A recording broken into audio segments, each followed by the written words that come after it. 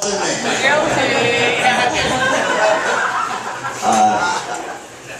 It was actually a very strange coincidence or series of events that brought me here. I was a waiter in Florida, and I waited on an older couple at a steakhouse, and they turned out to be the parents of the owner of the Sandpiper.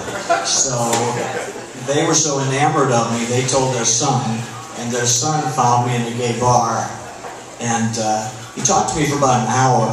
He gave me kind of like the whole fire-on spiel, what to expect, what would it be like to work here, and I was being hired as a waiter, not a DJ. And that was in 1974, in the winter of '74, and I started in April of '75. And I was a waiter for a year, a bartender for a year and a half, and then a DJ from '77 forwards.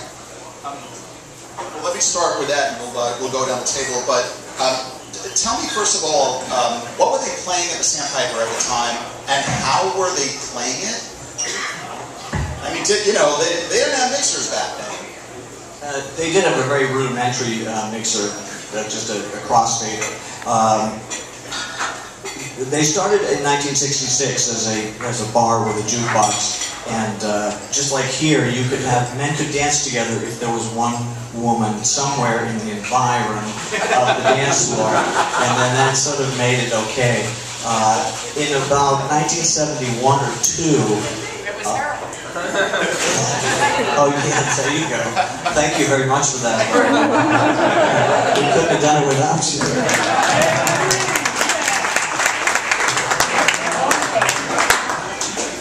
In 1971 or 2, they installed a DJ booth, but they didn't have proper turntables and mixing facilities, and we would play mixed tapes, but they were very rudimentary, and they were pretty much just fade out, fade in, the 45s of the day. A lot of Motown, a lot of early R&B and soul. And it was about 1973 that Tom Moulton came to Fire Island. He was a model, and he had a great love of music and dancing, but he understood that 3-minute 45s really didn't allow for a record to grow and evolve and get the dance floor on board with it. So he started playing with multiple copies and making mixtapes at home and on the reel-to-reel deck. He brought it here to the hotel as an audition, and John White listened to it and said, "Oh yes, this is the story." Gave the tape back to Tom and said, "Don't quit your day job, honey." And if you know John White's voice, yes. It has an extra ring to it. And an extra barb, I guess. So Tom was waiting for the ferry to leave, and he was dejected and completely defeated. And my boss, Gene Smith, saw him at the ferry dock and said, "Why are you so forlorn? What's wrong? Looks like a friend died." So he explained it to him what happened, and my boss took the tape, and on Saturday night he called Tom in New York City at about 3 in the morning, and you could barely hear him on the phone. He said, "This tape is outrageous, it's incredible, we've never seen so many people dancing on the dance floor, we've got to get more, we'll pay you, top dollar if you can make one a week." And that was how Tom started making music, and that's also pretty much the beginning of how Tom got into the recording studio and started doing extended mixes. That was no. Can you hear me? That was no small deal. I mean, he was one of the first people, if not the first person, to actually do that in the country. Yes, he was pretty much the first. Yeah. And so, what was the reaction both here and in across America? Well, I can't speak across America, but I mean, basically a long version is what really facilitated discotheques to operate as we know them, like a seamless, dance groove throughout the night, instead of just these choppy, short versions, fading out, fading in, no intros, things like that. And you, I'm going to move chronologically as the years went on, but you became a DJ there. Tell me about that. I mean, if I recall my disco history correctly, you played the closing party at the Sandpiper, is that right? Yes, I did close the Sandpiper. Actually, I don't know if if I'm jinxed or something, but I think I've closed more clubs than any other DJ. I don't know if that's something to be proud of. We hope it's not going to happen with every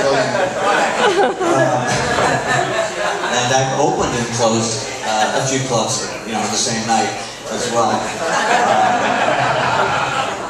Very funny. Michael Fearman, when did you enter the picture? How did you discover Fire Island? Well, I discovered Fire Island as so many young people did.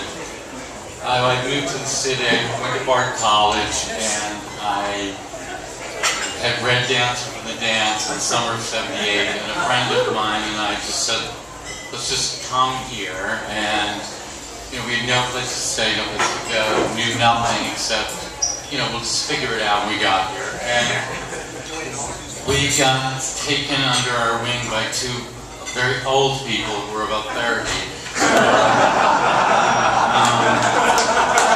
They took us to the Grove, they took us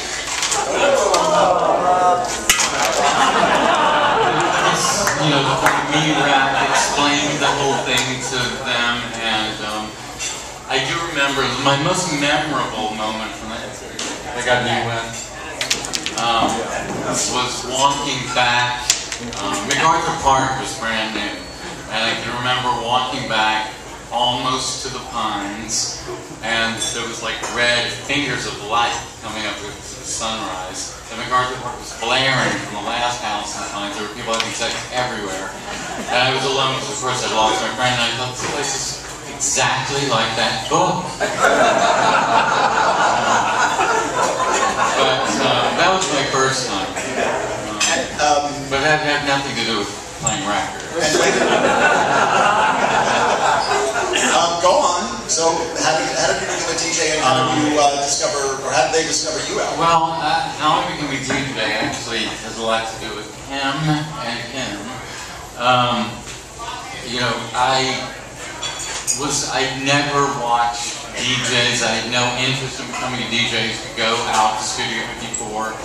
And then one day on the dance floor, in '79, it just occurred to me, a bolt from the blue, you must become a DJ. It wasn't like, and I knew they went that, I had no idea what that was, why they did it, but it was something I really felt was a calling. I thought I can do this better than they can. Or I had the ideas that I wanted to, I loved the music and I wanted to make my own impression of it. And anyway, eventually I met Robbie, and he worked at the Underground, as did Siglia. Robbie worked on Fridays and John worked on Saturdays. And so one Friday night in 1981, the manager comes to me, Robbie's working, he says, Siglia has the flu. Do you want to work tomorrow night? I've never worked in public before in my life. And do you want to? Yes, of course I did want to. And so I did. I prayed to God the entire night. Please let this be over. I swear I'll never do it again. Just get me through it. And by the end of the night, I was like, well, it wasn't so bad, I guess. And they hired me. And that was the summer of '81. And then in the spring of '82, they had New Talent Night Tuesdays at the Saint. They were gonna hire a new DJ for the fall, and they auditioned about 7 of us, and we each played on a Tuesday. And I played. I think, was it like the day after Roy died? I think you all remember Roy died. I mean, it was like a devastating day for the community, and so then the next day, I was playing records for the first time at the same. But at any rate, they did hire me, and so because of that is how I started the summer of '82. I started working full-time at the Pavilion. Okay. Christina, you were a hero, really. Is that right? I'm sorry. Did you want to go on?